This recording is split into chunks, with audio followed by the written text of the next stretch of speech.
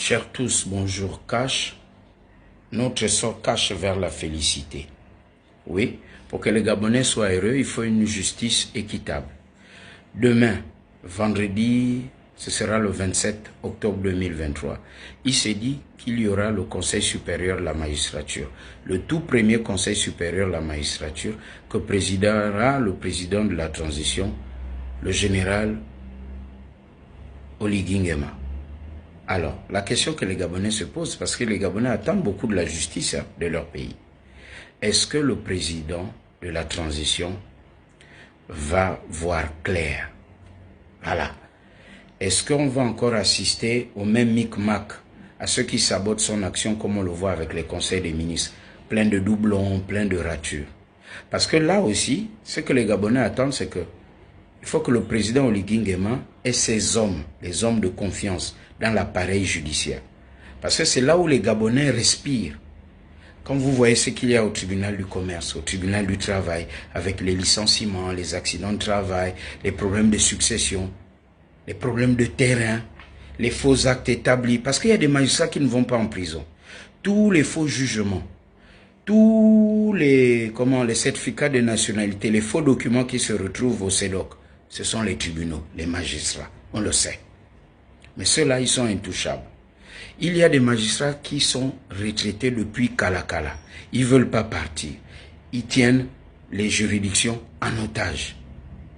Les mêmes magistrats, lorsque les militaires ont dit que l'élection a été tronquée, oui, les Gabonais reconnaissent et depuis longtemps, les élections sont tronquées.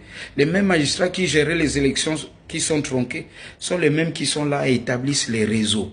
Donc il faut que la main du président Oligui Nguema ne tremble pas. On espère, mais là on prie Dieu, que le communiqué final du Conseil supérieur de la magistrature, il y aura un nettoyage.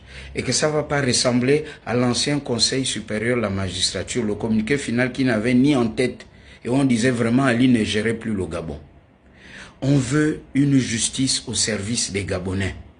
Et dit au nom du peuple gabonais.